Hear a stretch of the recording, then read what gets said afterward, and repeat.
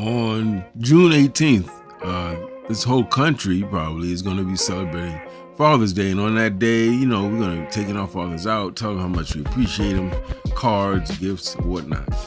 In the midst of the celebratory mode of it all, we may forget some of the basic principles. What makes a dad a good dad?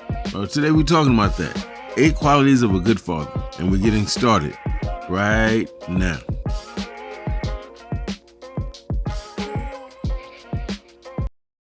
A good dad is loving.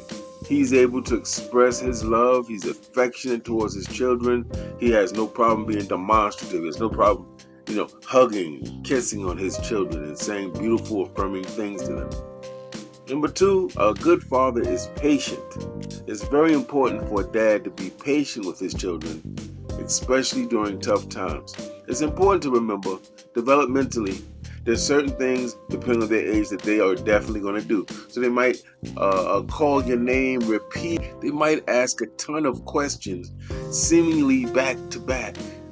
They might want to confide in you that they're having nightmares, or that they're being bullied in school, or whatever it is, and you may find yourself in the midst of a project for work, or for your business, or you might be in school yourself, and you might be tempted to snap at them. And it's very important, dads, that we be patient. A good father should be responsible. A good father should take responsibility for his children's well-being, for their education, for their upbringing, their safety. Responsible, able to respond to those key areas we just mentioned. A good dad should be supportive. A father's support plays a crucial role in shaping their children's future.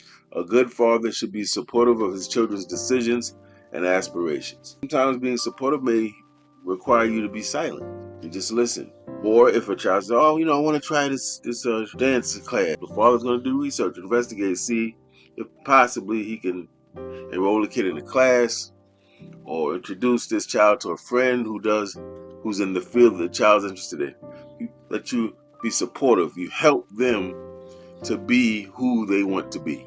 A good dad is understanding.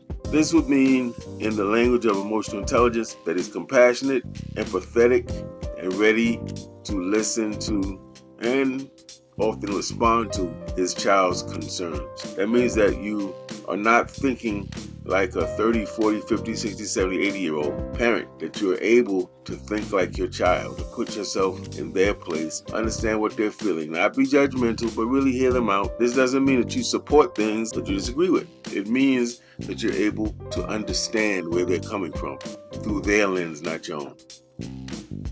A good father should be a really good coach.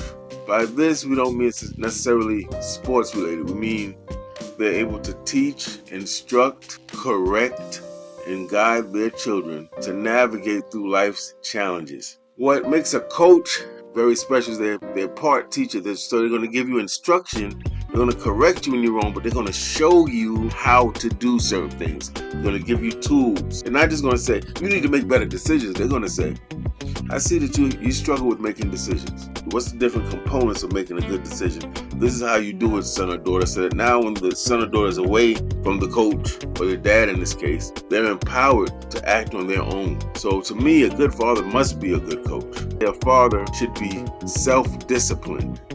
Self-disciplined father make their decisions and operate from the position of what's best for my children, even during those times when it causes them some degree of discomfort or challenge. Discipline, knowing I got to make decisions, mature decisions, not decisions based on my emotion. They have to be rational, or we're willing to sacrifice for ourselves so that they're better off. And then the last one, I would say, the dad should be an exemplar.